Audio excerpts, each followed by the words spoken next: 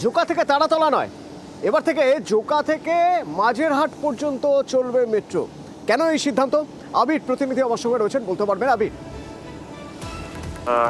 23-এ যখন শুরুতে জোকা থেকে তারাতলা চালু করা হয়েছিল, 1 বছর পর তার যখন রিপোর্ট দেখতে পাওয়া যাচ্ছে এই অংশ মেট্রো চলা থেকে বিস্তর ক্ষতির মুখে পড়তে হয়েছে। এবং একমুখী ট্রেন চালিয়ে সোম থেকে শুক্র মেট্রো চালিয়ে এবং দিনে কতগুলি সংখ্যক পরিষেবা দিয়ে যে পরিমাণ ক্ষতি হচ্ছে সেই পরিমাণ কোনো লাভ তো হচ্ছেই না, যাত্রী সংখ্যা ভীষণ কম।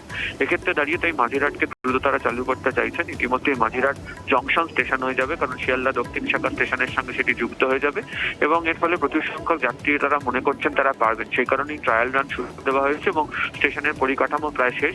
মেট্রো কর্তৃপক্ষ আশাবাদী যে চলতি মাসের শেষ থেকে বা ফেব্রুয়ারি মাসের শুরু থেকে এই অংশে যদি মেট্রো চালু হয়, তাহলে যে ক্ষতির বোঝা থেকে তারাতলা পর্যন্ত মেট্রো তাদেরকে চালাতে হচ্ছে সেটা অনেকটা হলেও লাঘব হয়ে যাবে। মাঝিরহাট থেকে তারা যাত্রী পাবেন। ধন্যবাদ আবির। তারা এসে মাঝিরহাট থেকে সাবারবানে ট্রেন ধরতে পারবে, মানে লোকাল ট্রেনে তারা শিয়ালদা এলাকায় ঢুকে যেতে পারছে মাঝিরহাট থেকে।